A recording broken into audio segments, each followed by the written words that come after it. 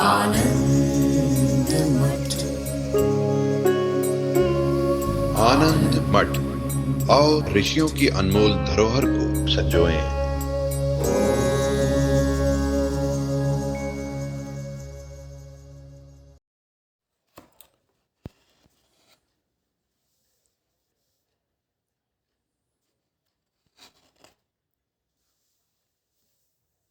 सुतीक्ष्ण जी और अगस्ती ऋषि के संवाद से प्रसंग का आरंभ होता है। सुतीक्ष्ण जी ने अगस्त्य जी से प्रश्न किया है और अगस्त्य जी ने उत्तर दिया है और अपने उत्तर को स्पष्ट करने के लिए कारुण्य नामक ब्राह्मण और उनके पिता अग्निवेश्य के बीच हुए संवाद का प्रकरण सुनाते हैं। हाँ, कारुण्य जिन्होंने अभी अभी गुरुकुल में अध्ययन किया है और वापस समावर्तन संस्कार के अनंतर अपने घर गए हैं, किंतु वेद के सिद्धांतों का पूरी तरह से स्पष्टीकरण संभवतः नहीं हुआ है। इसीलिए वो अनिर्णय की स्थिति में हैं कि उन्हें क्या करना चाहिए। प्रायः अकर्मण्य होकर के जब बैठे हुए हैं और उनके पिता ने पूछा है कि तुम अपने स्वधर्म का पालन क्यों नहीं कर रहे हो, तो उन्होंने दो तरह के वैदिक सिद्धांतों का उद्धरण दिया और ये कहा कि मैं ये निर्णय नहीं कर पा रहा हूँ कि मुझे कर्मों का अनुष्ठान करना चाहिए अथवा त्याग करना चाहिए। तो त्याग अथवा अनुष्ठान, इसमें अनिर्णय की स्थिति है। अग्निवेश्य जो कि उनके पिता हैं और एक तरह से गुरु की भी भूमिका निभा रहे हैं इस समय पर, उन्होंने कहा कि पुत्र, मैं इस संदर्भ में तुम्हें एक कथा सुना रहा हूँ। तो यह जो कथा है, यह कथा किस संदर्भ में प्रस्तुत हो रही है वो हमें याद रखना है। एक जिज्ञासु है जिसने वेदों का अध्ययन तो किया है, लेकिन वह उसके मर्म तक नहीं पहुंचा है। वह इस अनिर्णय की स्थिति में है कि उसे अपनी पहचान, अपने स्वधर्म, इन सब का त्याग करके साधना करनी चाहिए अथवा स्वधर्म का अनुष्ठान करते हुए ही मोक्ष की प्राप्ति हो सकती है, तो स्वधर्म ही करना चाहिए, ऐसा निर्णय नहीं कर पा रहे हैं।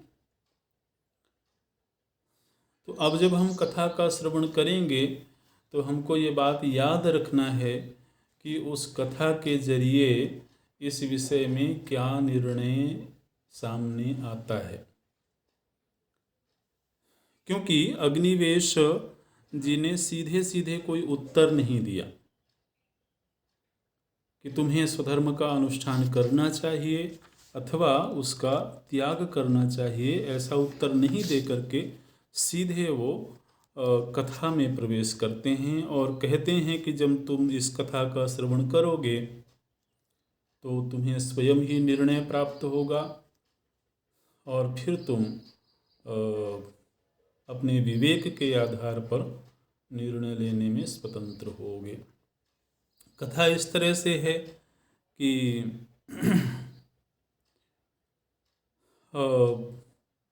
सुरुचि नाम की एक अप्सरा है। वह अप्सरा हिमालय के शिखर में कहीं भ्रमण कर रही हैं और भ्रमण करते हुए उन्होंने आकाश मार्ग से इंद्र देवता के दूत को जाते हुए देखा। सुरुचि नाम की अप्सरा हिमालय के शिखर पर भ्रमण कर रही है और वहाँ उन्होंने इंद्र दूत अथवा देवदूत भी कह सकते हैं, तो देवदूत को आकाश मार्ग से जाते हुए देखा। अप्सरा ने उस देवदूत को रोक लिया और पूछती हैं कि आप इस तरह से कहाँ जा रहे हैं और कहाँ से आ रहे हैं। वृत्तान्तः को भवत्तत्र कथयस्व मम प्रभो पृष्ठुकामा विनीतास्मि नोद्वेगम कर्तुमर्हसि। सुरुचि ने पूछा है कि देवदूत महाभाग कुत आगम्यते त्वया, हे महाभाग, हे देवदूत, आप कहाँ से आ रहे हैं। अधुना कुत्र गन्तासि तत्सर्वं कृपया वद, और आप कहाँ से आ रहे हैं, कहाँ जा रहे हैं, कृपा करके बताइए। देवदूत बोलते हैं, साधु पृष्ठम त्वया शुभ्रु यथावत कथयामि ते। हे सुंदर नयनों वाली, तुमने बड़ा सुंदर प्रश्न किया है, मैं तुम्हें बताता हूँ। अरिष्टिनेमि राजर्षि दत्त्वा राज्यं सुताय वै वीतरागः सधर्मात्मा निर्ययौ तपसे वनम। अरिष्टनेमि नाम के एक राजा हैं। वो राजा अपने राजपाठ का त्याग करके अपना राज्य अपने सुपुत्र को दे करके गंधमादन पर्वत पर जाकर तपस्या कर रहे हैं। अब देखिए, कोई भी कथानक होता है तो उसमें अनेक चरित्र सामने आते हैं। कभी कभी जब कई कथानकों को मिला दिया जाता है तो उन चरित्रों को थोड़ा याद रखने में कठिनाई होती है। तो सुरुचि नाम की अप्सरा ने देवदूत से प्रश्न किया है कि आप कहाँ जा रहे हैं, कहाँ से आ रहे हैं। देवदूत ने बताया कि अरिष्टनेमि नाम के एक राजा हैं, उन्होंने अपना राजपाट अपने सुपुत्र को दे दिया है और वो गंधमादन पर्वत पर तपश्चर्या में संलग्न हैं। दीर्घ काल से कठोर तपस्या कर रहे हैं। इंद्र देवता को अरिष्टनेमि के तपस्या का पता लगा है और उनको तपस्या करते हुए भी दीर्घ काल हो गया है। तो इंद्र देवता ने मुझे आज्ञा दिया कि तुम अपने रथ को अपने सेवकों को लेकर के अरिष्टनेमि राजा के पास जाओ, और राजा की तपस्या पूरी हो चुकी है, इसलिए बड़े सम्मान से राजा को स्वर्ग में ले आओ। मतलब स्वर्ग प्राप्ति के लिए अरिष्टनेमि अधिकृत हो चुके हैं, इसलिए उनको सम्मान पूर्वक ले आओ। तो वो देवदूत बताते हैं कि इस तरह से देवराज इंद्र की आज्ञा प्राप्त करके मैं महाराज अरिष्टनेमि के पास गया, जो कि एक तपस्वी की भांति राजपाट का त्याग करके और तपश्चर्या में संलग्न है। मैं जब बड़े सम्मान के साथ राजर्षि, अब तो राजा नहीं रहे लेकिन ऋषित्व को प्राप्त हो गए हैं, इसलिए राजर्षि कहना होगा। तो मैं राजर्षि अरिष्टनेमि के पास गया, वहाँ जाकर के मैंने उनका अभिवादन किया और उनको देवराज इंद्र की आज्ञा के विषय में सुनाया कि उन्होंने आपको देवलोक में आमंत्रित किया है। इस तरह से जब मैंने राजर्षि अरिष्टनेमि को आमंत्रित किया तो उन्होंने मुझसे कहा कि पृष्टुमिच्छामि दूतं त्वां तन्मे त्वं वक्तुमर्हसि गुणादोषाश्च के तत्र स्वर्गे वद ममाग्रतः ज्ञात्वा स्थितिं तु तत्रत्या करिष्येऽहं यथा रुचि।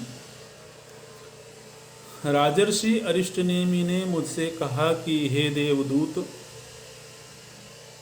तुम मुझे स्वर्ग ले जाना चाहते हो, लेकिन तुम जरा मुझे ये बताओ कि स्वर्ग में गुण क्या है और स्वर्ग में दोष क्या है। निश्चित रूप से समूची सृष्टि ही गुण दोषों से बनी हुई है, तो चाहे वो स्वर्ग ही क्यों ना हो, वहाँ कुछ गुण होंगे तो कुछ न कुछ दोष भी होंगे। तो आप कृपा करके मुझे स्वर्ग के गुण दोषों के विषय में बताइए,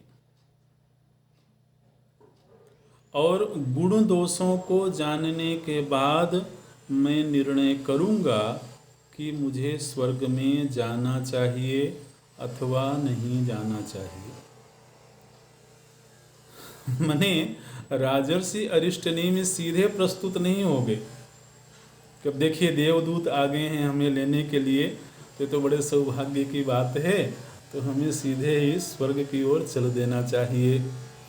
तो ऐसा उन्होंने नहीं किया, बल्कि उन्होंने सबसे पहले ये जानना चाहा कि वहाँ के गुण दोष क्या हैं और मैं ऐसा चाहता हूँ कि नहीं। अच्छा, तो देवदूत बोलते हैं स्वर्गे पुण्यस्य सामग्र्या भुज्यते परमं सुखम उत्तमेन तो पुण्येन प्राप्नोति स्वर्गमुत्तमम् मध्यमेन तथा मध्यः स्वर्गो भवति नान्यथा कनिष्ठेन तो पुण्येन स्वर्गो भवति तादृशः परोत्कर्षा सहिष्णुत्वं स्पर्धा चैव समैश्च तैः कनिष्ठेषु च संतोषो यावत् पुण्यक्षयो भवेत्। बोलते हैं कि हे राजर्षि, स्वर्ग जो है निश्चित रूप से पहली बात तो ये है कि पुण्य करने से स्वर्ग की प्राप्ति होती है। अर्थात जो पुण्यात्मा हैं, जिन्होंने पुण्य किया हुआ है, उन्हीं को स्वर्ग का सुख प्राप्त होता है। लेकिन स्वर्ग में भी 3 श्रेणियां हैं। उत्तम स्वर्ग है, मध्यम स्वर्ग है और कनिष्ठ स्वर्ग है। स्वर्ग में भी 3 श्रेणियां हैं, और जिसने उत्तम पुण्य किया है, जिसके पास पुण्यों की अधिकता है, वो उत्तम स्वर्गों को प्राप्त करते हैं। उत्तमेन तो पुण्येन प्राप्नोति स्वर्गम उत्तमम। जिन्होंने मध्यम श्रेणी का पुण्य किया है, उनको मध्य कोटि का स्वर्ग प्राप्त होता है। मध्यमेन तथा मध्यः स्वर्गो भवति न अन्यथा कनिष्ठेन तो पुण्येन। और जिसने कनिष्ठ पुण्य किया है, माने यहाँ पर देवदूत ने पुण्यों को भी श्रेणीबद्ध कर दिया। पहले तो ये निर्णय है कि जिसने पापों का संग्रह किया है, वह स्वर्ग के लिए अधिकृत ही नहीं है, स्वर्ग प्राप्ति के योग्य ही नहीं है। इसलिए दुनिया में ये शुभेच्छा तो अच्छी है कि किसी का भी शरीर पूरा हो तो हम कह देते हैं कि वो स्वर्गवासी हो गए, है ना। ये केवल एक शुभेच्छा है, ऐसा जरूरी नहीं है कि वो स्वर्गवासी ही हुए होंगे। हम्म? वो तो उन्होंने जिस तरह का संग्रह किया होगा उसके अनुरूप उनको लोकों की प्राप्ति होगी। लेकिन अब जो मृत हो चुका है उसके प्रति दुनिया अच्छे भाव ही रखना चाहती है, इसलिए सभी के लिए ये स्वीकार कर लिया गया कि उनको स्वर्गवासी कहा जाए। और कहीं ना कहीं असल में लोगों का स्वर्ग से भी तात्पर्य नहीं होता है। ये स्वर्गवासी शब्द एक तरह से मृत्यु का पर्यायवाची हो गया है ना। मृत्यु का पर्यायवाची हो गया कि वो स्वर्गवासी हो गए। लेकिन उसके शब्द पर जाया जाए तो वह एक लोक विशेष को इंगित करता है। तो लेकिन पुण्य को यहाँ पर श्रेणीबद्ध करते हैं और उत्तम, मध्यम और कनिष्ठ 3 तरह की श्रेणियां बनती हैं। अब देखिए, वैसे भी जब हम लोकांतर का अध्ययन करते हैं तो उसमें भी स्वर्ग का मतलब ये जो शब्द है स्वर्ग, ये एक व्यापक शब्द है। लेकिन भूलोक से ऊपर 6 लोक हैं। भुवः स्वः मह जनः तपः सत्यम, ये 6 लोक हैं। और ये 6 लोक हैं, ये सभी पुण्यात्माओं को ही प्राप्त होते हैं। और निश्चित रूप से 6 लोक हैं तो उनमें भी कोई ना कोई भेद तो होगा ही। तो इसलिए लोक विशेष का नाम न लेकर के सभी को एक ही नाम दे दिया जाता है, स्वर्ग। अब जैसे सबसे ऊपर का लोक जो माना गया वो सत्य लोक, उसी को ब्रह्मलोक भी कहा जाता है। लेकिन जो ब्रह्मलोक है वही इंद्रलोक नहीं है। इंद्रलोक अलग है और ब्रह्मलोक अलग है। ऐसे लेकिन भूलोक से ऊपर के जो भी भुवन हैं वो सब पुण्य लोक हैं, इसलिए पुण्यात्माओं को ही प्राप्त होते हैं। तो निश्चित रूप से फिर उनकी श्रेणी तो बनाई ही जा सकती है। तो एक तो ये बताया उन्होंने कि 3 तरह की श्रेणियां हैं। इसमें जो उन्होंने पूछा था कि गुण क्या है, तो गुण ये है कि वहाँ सुख है। तीनों ही जो लोक हैं, स्वर्ग शब्द का एक पर्यायवाची सुख भी होता है।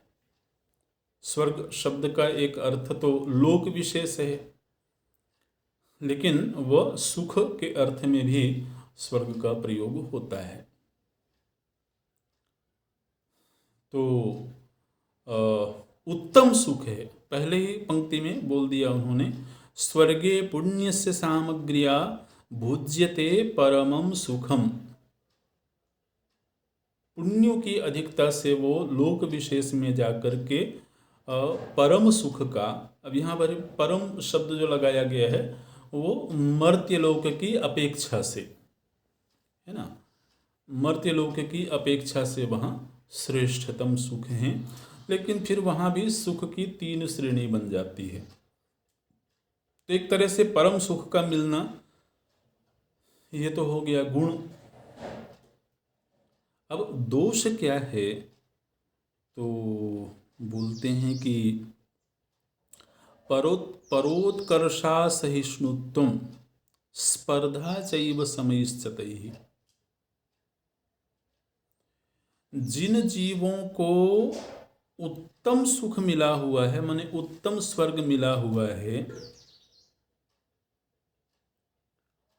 उससे नीचे वाले जो लोग हैं वो उनके प्रति ईर्ष्या का भाव रखते हैं।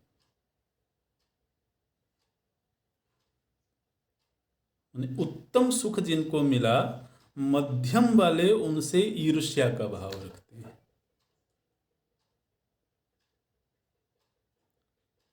जो समकक्ष हैं उनके प्रति स्पर्धा का भाव रखते हैं, और जो उनसे निम्न वाले हैं उनके प्रति हीन भाव रखते हैं। ये बड़ी स्वाभाविक सी मनोवृत्ति मानव लोक में भी दिखाई देती है ना। कोई उत्कर्ष को प्राप्त हो रहा हो तो वह कई बार ईर्ष्या का पात्र बन जाता है। कोई समकक्ष है तो वहाँ स्पर्धा चलती है कि वो आगे न बढ़ने पाए, और जो थोड़ा कमतर है उसके प्रति हीन भावना, या आप दया कह लीजिए, लेकिन दया का भी जो नकारात्मक पक्ष होता है। तो ये जो हम मर्त्य लोक में वृत्तियों के दोष देखते हैं, ये दोष स्वर्ग में भी देखे जाते हैं। वृत्तिगत जो दोष हैं, विषयगत गुणों की चर्चा तो हो गई। विषय अलग स्तर की चीज है और वृत्ति अलग धरातल की चीज है। तो विषय के स्तर पर तो जो दोष हमको मर्त्य लोक में मालूम पड़ते हैं वो दोष स्वर्गलोक में नहीं है ना। जैसे कि विषयगत दोषों की चर्चा करें तो इस मर्त्य लोक में जो भी विषय हैं उनकी सामर्थ्य बहुत कम है सुख देने की। इस स्वर्ग में जो विषय हैं वो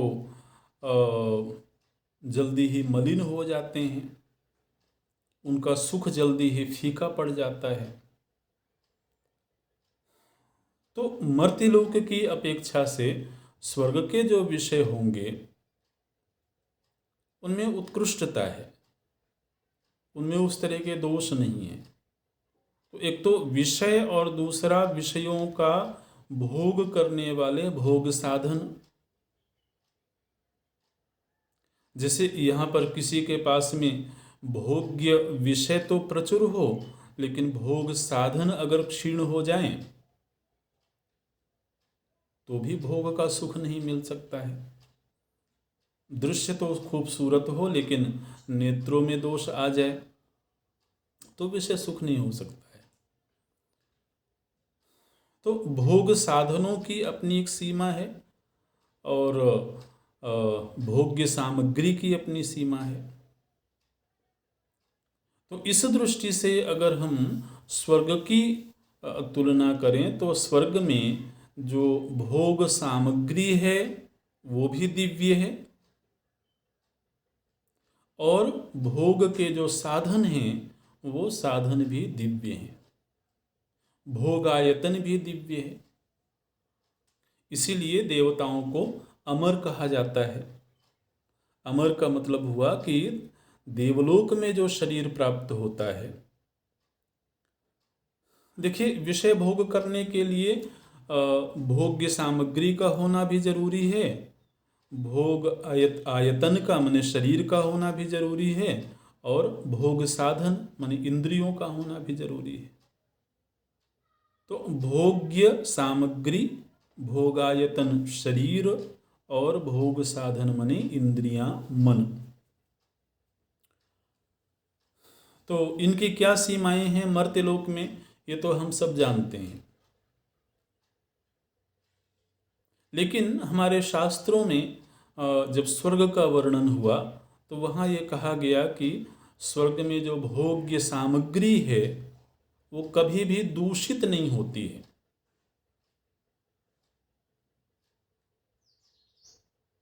भोग्य सामग्री कभी भी दूषित नहीं होती है। दूसरा, जो भोगायतन है, शरीर है, वह चिर युवा होता है। जो भोगायतन के दोष हैं, अस्ति, जायते, वर्धते, विपरिणमते, अपक्षीयते, विनश्यति, तो अपक्षीय हो जाना, जरा मृत्यु आदि का प्राप्त हो जाना, तो ये जो भोगायतन के दोष हैं, ये दोष वहाँ के भोगायतन में नहीं होते हैं।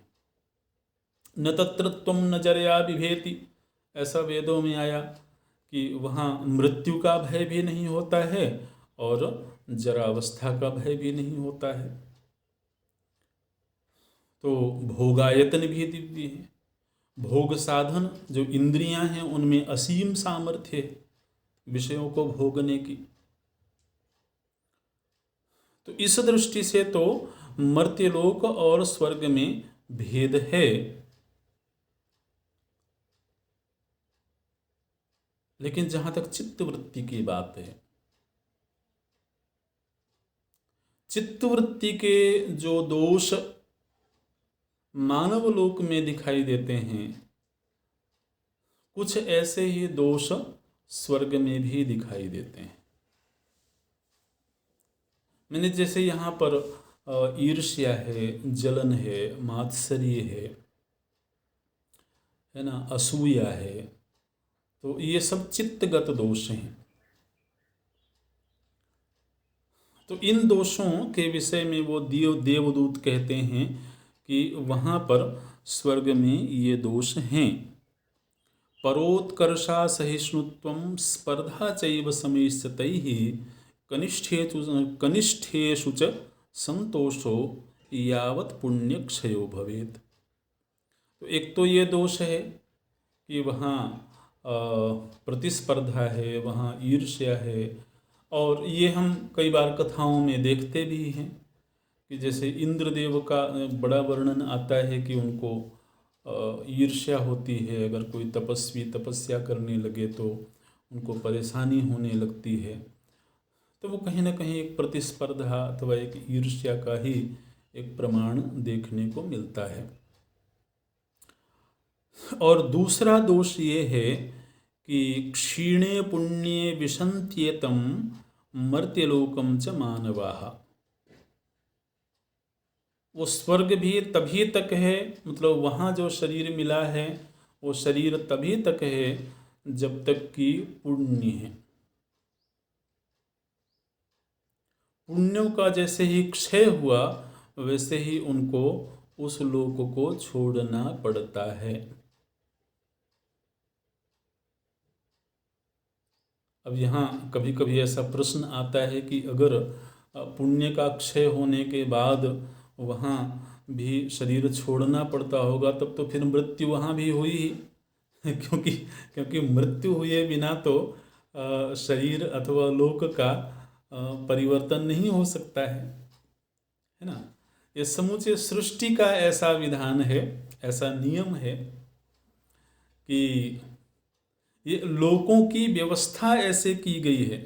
जो सृष्टिकर्ता हैं, परमात्मा हैं, उन्होंने लोकों की व्यवस्था ऐसी करी है कि एक लोक में प्राप्त होने वाला शरीर केवल उसी लोक तक के लिए ही प्राप्त हुआ है। अगर किसी को लोकांतर किसी और लोक में जाना है तो उसकी अनिवार्य शर्त है कि उसे उस वेश को त्यागना होगा, है ना। ये अपवाद रूप कभी कभी ऐसे चरित्र आते हैं, जैसे कि महाराज दशरथ सशरीर स्वर्ग जाने में समर्थ हैं, अथवा जैसे श्रीमान अर्जुन हैं वो उसी शरीर से स्वर्ग हो करके आ गए। तो वो तो बहुत अपवाद रूप हैं, माने विशेष तपस्या आदि के जरिए ऐसा संभव होता है। सामान्य व्यवस्था ये है कि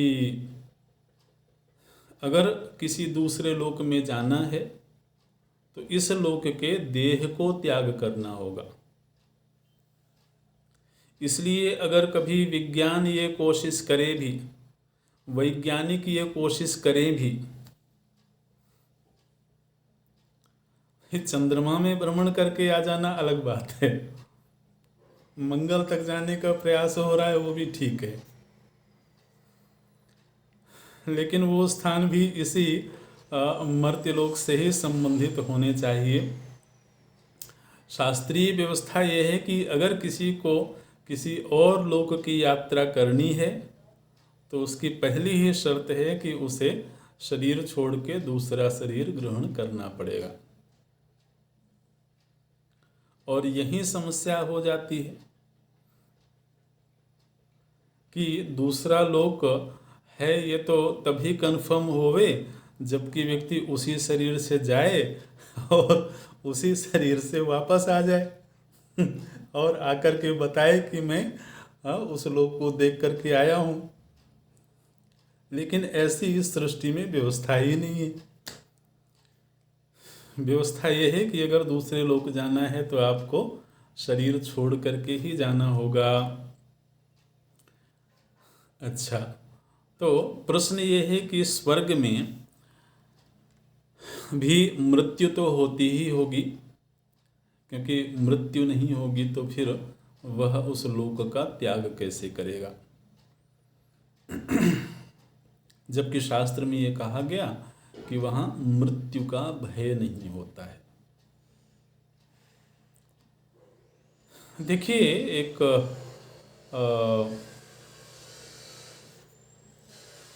इस दुनिया में भी जिस मर्त्यलोक में हम हैं, यहाँ पर अगर किसी का मृत शरीर हमको प्राप्त न होवे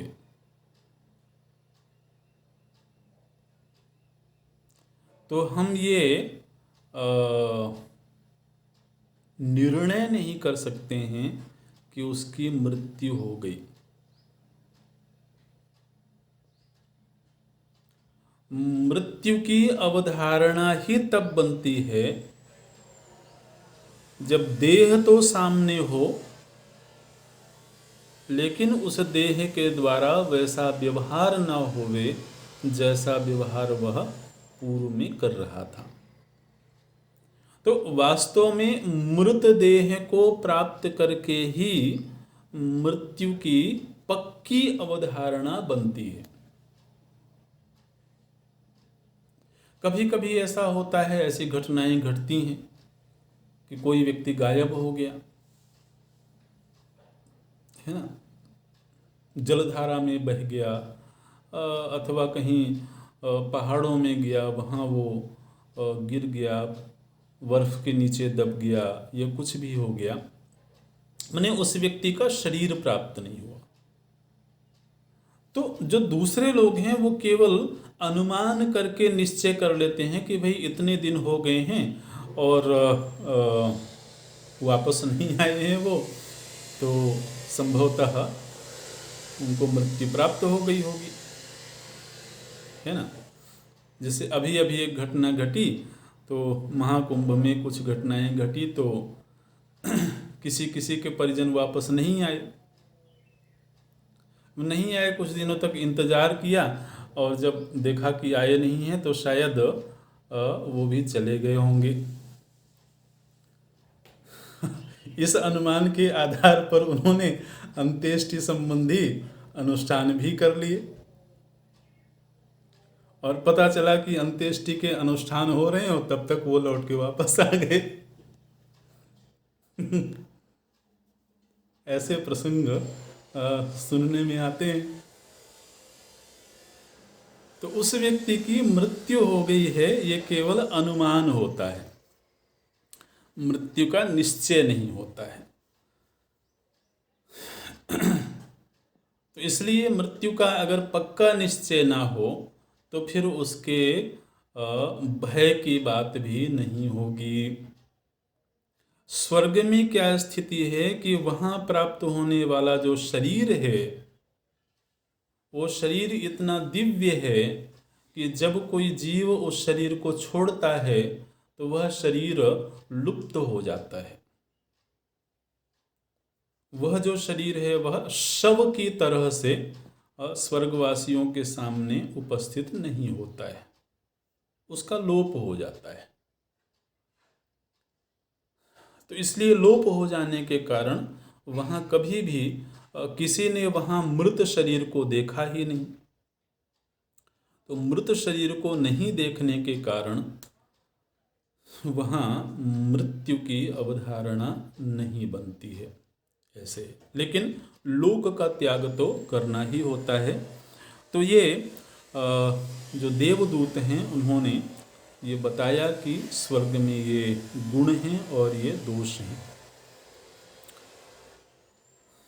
इन गुण दोषों को सुनकर के राजर्षि अरिष्टनेमि बोलते हैं, नेच्छामि देवदूताहं स्वर्गमीदृग् विधम फलम अतः परम महोग्रम च तपः कृत्वा कलेवरम चक्ष्याम्यहम शुद्धम ही जीर्णात्वचमिवोरगः। देवदूत विमानेदं गृहीत्वा त्वं यथा गतः तथा गच्छ महेंद्रस्य सन्निधौ त्वं नमोस्तुते। राजा बोलते हैं कि हे देवदूत, ऐसे स्वर्ग में मैं नहीं जाना चाहता हूँ। ऐसे गुण दोषों से युक्त स्वर्ग में जाने की मेरी इच्छा नहीं है। मैं यहीं रह करके अभी और उग्र तप करूँगा और उग्र तप करते हुए मैं इस शरीर को जीर्ण शीर्ण करके त्याग दूंगा और आप कृपया जिस तरह से आए थे उसी तरह से आप अपने विमान को लेकर के वापस महेंद्र के पास चले जाइए। तो वो देवदूत सुना रहे हैं प्रसंग सुरुचि को कि राजा ने स्वर्ग में जाने से इनकार कर दिया। वापस में देवराज इंद्र के पास गया। वहाँ जाकर के मैंने राजर्षि अरिष्टनेमि के द्वारा जो बात कही गई थी, जो संवाद हुआ था, वो प्रसंग मैंने सुनाया देवराज इंद्र को। देवराज इंद्र इस बात से बड़े प्रसन्न हुए और फिर इंद्र ने कहा कि हे देवदूत, तुम एक बार पुनः राजा अरिष्टनेमि के पास जाओ और वो इस समय पर ब्रह्म ज्ञान के अधिकारी हो चुके हैं। देखिए, जब कोई व्यक्ति योग्य होता है, जब कोई व्यक्ति अधिकारी हो जाता है, तो किस तरह से देव लोक में दैवी शक्तियों के द्वारा व्यवस्थाएं की जाती हैं। इंद्र देवता ने कहा कि तुम राजर्षि अरिष्टनेमि के पास जाओ और उनको बड़े सम्मान के साथ वाल्मीकि ऋषि के पास लेकर के जाओ और वाल्मीकि ऋषि से कहो कि ये राजर्षि अरिष्टनेमि आत्मज्ञान के अधिकारी हैं और वाल्मीकि ऋषि से निवेदन करो कि वो इनको आत्म तत्व का उपदेश करें, जिससे कि इनको जीवन मुक्ति की प्राप्ति होवे। तो देखिए, ये व्यवस्था हो रही है देवलोक में। वो जो राजा हैं वो केवल तपस्या कर रहे हैं, वो अपनी योग्यता को बढ़ा रहे हैं। तो इंद्र देवता के विषय में हमेशा ही नकारात्मक भाव नहीं रखना चाहिए। वो किसी संदर्भ विशेष में कुछ प्रकरण सुनने को मिलते हैं, अन्यथा तो कोई जीव ऐसे ही देवलोक को और देवराज पद को प्राप्त हो जाए, ऐसा हर किसी के लिए संभव नहीं है। उनमें कोई उत्कृष्टता है, कोई दिव्यता है। तो इंद्र देवता ने एक बार पुनः भेजा है और देवदूत गए हैं राजा के पास में। और देखिए इंद्र देवता ने क्या कहा, दूत गच्छ पुनः तत्र राजानं नवाश्रमं वाल्मीकेः ज्ञात तत्त्वस्य स्वबोधार्थम विरागिणम। बोले कि तुम वाल्मीकि ऋषि के पास में जाओ जो कि तत्वज्ञानी हैं। ऐसे तत्वज्ञानी वाल्मीकि ऋषि के पास जाओ और जाकर के मेरा संदेश वाल्मीकि ऋषि को सुनाना। इंद्र देवता बोलते हैं, संदेशम मम वाल्मीके हे महर्षे हे त्वम निवेदय। मेरी ओर से महर्षि वाल्मीकि से तुम ये निवेदन करना, महर्षे त्वम विनीताय राज्ञेस्मै वीतरागिणे न स्वर्गम इच्छते तत्त्वं प्रबोधय महामुने। वाल्मीकि ऋषि से ये कहना कि हे ऋषि, ये राजा अरिष्टनेमी वीतराग हैं, विरक्त हैं, ये स्वर्ग नहीं चाहते हैं, इसलिए आप कृपा करके तत्वम प्रबोधय महामुनि, इसलिए हे महामुनि आप इनको तत्व का उपदेश करिए। क्यों तत्व का उपदेश करिए? तेन संसार दुखार्तो मोक्षमिष्यति चक्रमात् इत्यक्त्वा देवराजेन प्रेषितो हम तदंतिके। जिससे कि इनको ज्ञान प्राप्त हो, उससे कैवल्य मुक्ति प्राप्ति हो और वह संसार के दुखों से सर्वथा मुक्त हो जाएं। ऐसा जब देवराज इंद्र ने कहा तो मैं एक बार पुनः राजर्षि अरिष्टनेमि के पास गया। जाकर के मैंने निवेदन किया कि देवराज इंद्र ने इस तरह से मुझे आज्ञा दिया है, और फिर इस बात को राजा ने स्वीकार किया और फिर मैं उनको साथ में लेकर के वाल्मीकि ऋषि के आश्रम पर गया। वाल्मीकि ऋषि के आश्रम पर जाकर के मैंने देवराज इंद्र का संदेश सुनाया, और इंद्र का संदेश सुना करके मैंने राजा से कहा कि हे राजन, आप ऋषि वाल्मीकि से प्रश्न करिए, उनके सामने अपनी जिज्ञासाओं को रखिए। तब राजा अरिष्टनेमि ने वाल्मीकि ऋषि के सन्मुख प्रश्न किया है, भगवन् धर्म तत्वज्ञ ज्ञातज्ञेय चिदाम्बर कृतार्थोऽहं भवद्दृष्ट्या तदेव कुशलं मम। भगवन् प्रष्टुमिच्छामि तदविघ्नेन मे वद संसार बंध दुखार्तेः कथम मुंचामि तद्वद। राजा अरिष्टनेमि ने वाल्मीकि ऋषि से कहा कि हे ऋषिवर, संसार दुख, संसार बंधन से प्राप्त होने वाला जो दुख है, उस दुख से मैं कैसे मुक्त हूँ। ये प्रश्न वाल्मीकि ऋषि के सन्मुख जब रखा गया तो वाल्मीकि ऋषि बोलते हैं, शृणु राजन् प्रवक्ष्यामि रामायणमखण्डितं श्रुत्वावधार्य यत्नेन जीवन मुक्तो भविष्यति। वाल्मीकि ऋषि बोलते हैं कि हे राजन, मैं आपको रामायण सुना रहा हूँ, इसको आप बड़ी विनम्रता के साथ श्रवण करें, और यदि आपने श्रवण करके इस उपदेश को धारण कर लिया तो आपको जीवन मुक्ति की प्राप्ति होगी। कैसी रामायण है? तो बोलते हैं कि वशिष्ठ राम संवादम मोक्षोपाय कथाम शुभात ज्ञात स्वभावो राजेंद्र वदामि श्रूयताम बुध। वाल्मीकि ऋषि ने कहा कि हे राजन, महर्षि वशिष्ठ और श्री राम जी के मध्य एक संवाद हुआ।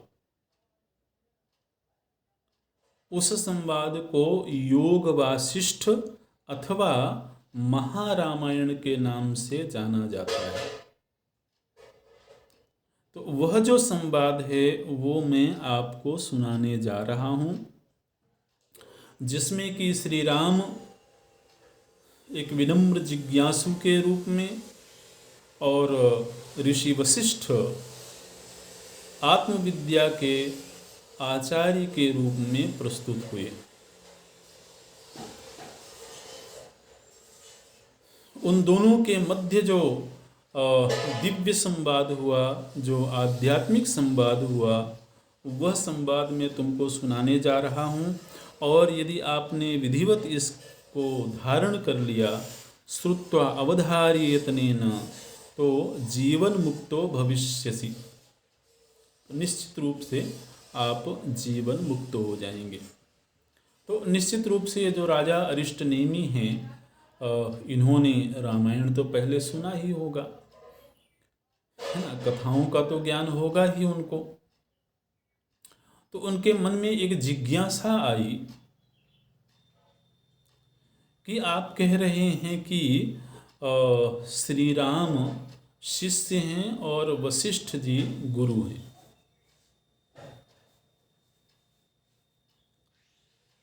ये श्री राम कौन है?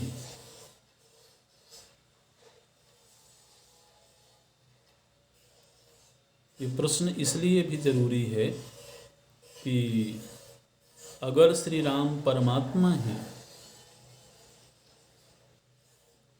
तो वो तो नित्य मुक्त हैं,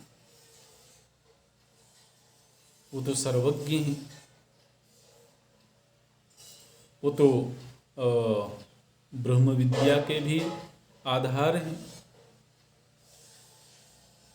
और जिज्ञासु होने के लिए अज्ञान का होना जरूरी है। जिज्ञासु मतलब कुछ जानने की इच्छा, और जानने की इच्छा तब होगी जब न जानते हों।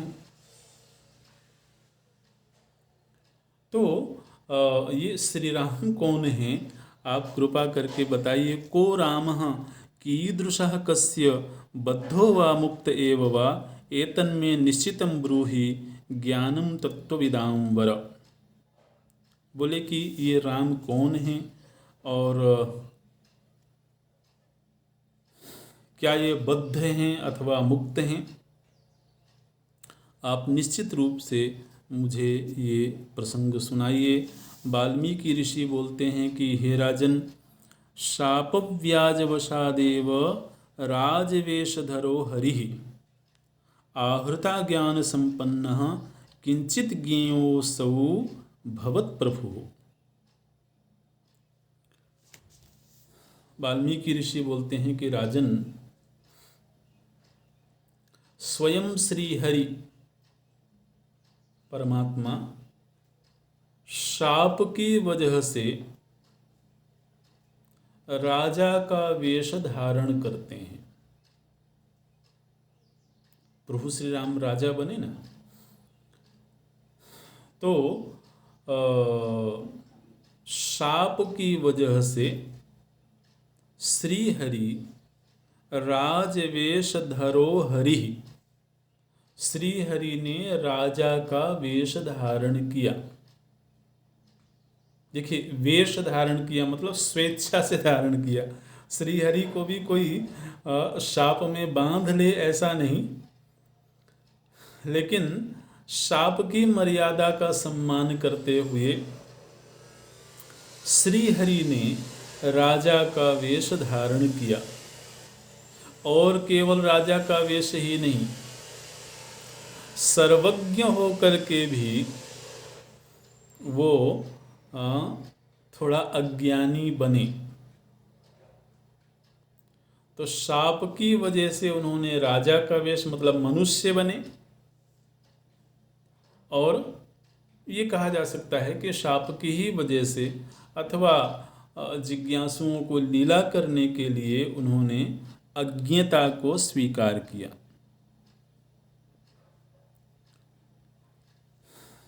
राजा और ज़्यादा आश्चर्यचकित हुए।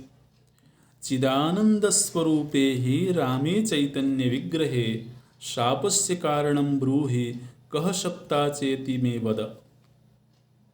बोलते हैं कि भगवान प्रभु श्री राम चिदानंद स्वरूप है, वो तो सच्चिदानंद स्वरूप है, चिन्मय विग्रहवान है।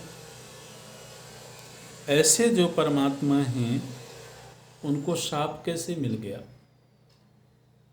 और कौन है जिसने उनको शाप दे दिया? इस शाप देने वाला भी कोई साधारण नहीं होगा जो परमात्मा को शाप दे सके। और स्वयं परमात्मा जो सच्चिदानंद स्वरूप हैं वो शापित हो गए, उन्होंने शाप को स्वीकार कर लिया। ये कैसे हुआ? तो अब वाल्मीकि ऋषि बताते हैं कि परमात्मा को कैसे शाप मिला और फिर उन्होंने मनुष्य विग्रह धारण किया। ओम